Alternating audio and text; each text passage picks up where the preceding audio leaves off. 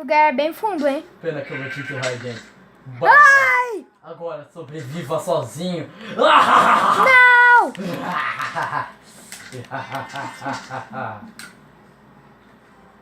E agora? O que eu faço? E agora? O que eu faço? Ai, tinha um bicho ali. Ai, não posso olhar. Não posso olhar. Não posso olhar.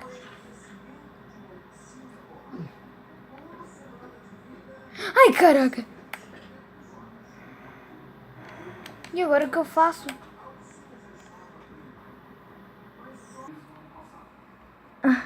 E agora o que eu faço? Só tenho isso daqui. Tô muito fraco. E agora o que eu faço nessa vida? Hã? O que eu faço na minha vida? O que eu faço? Você está bem? Ei! Você está Hã? bem? Eu estou. Ai, dá tanto, né? Eu caí aqui embaixo. Ai, sério, Você está bem? Precisa de ajuda? preciso. É, Não tenho nada. nada? Tome isso daqui. Ah, valeu. Isso. E mais isso. E mais isso. Isso aqui também. Meio que Isso uma aqui. roupa. É, a poção vai servir pra você beber. Entendeu? Então. Isso aqui é uma poção? É. Ai, Foi a minha tribo que fez isso. A minha Ah. tribo. como vamos subir lá em cima? Como você acha que a gente vai subir lá em cima? Então, a gente vai ter que fazer que nem antigamente. Porque tem uma pedra aqui, né? É, eu sei. Tem uma pedra. Ah, Você tem uma picareta? tem. Qual será o seu nome? Meu nome é João. Ah, meu nome é Quitoso. Quitoso? Uhum. Quitoso?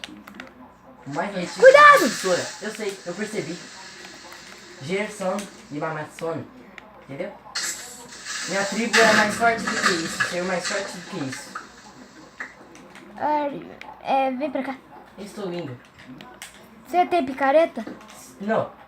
Não? Tenho. Não tenho. Ó, Cadê? toma aqui minha...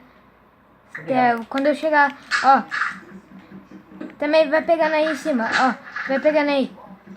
As coisas. Obrigado. Eu precisava muito disso. Então, João, você está fazendo o que aqui? Aqui um piloto do avião me trancou aqui dentro. Ele te trancou aqui? Mas eu não sei que ele era mesmo. Ah, você está falando de você... Como é que ele era? Ele, quando eu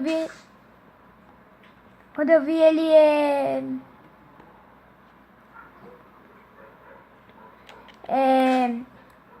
deixa eu me lembrar um pouco. Ai, como ele era. Lembra? Ah, ele tinha uma roupa laranja.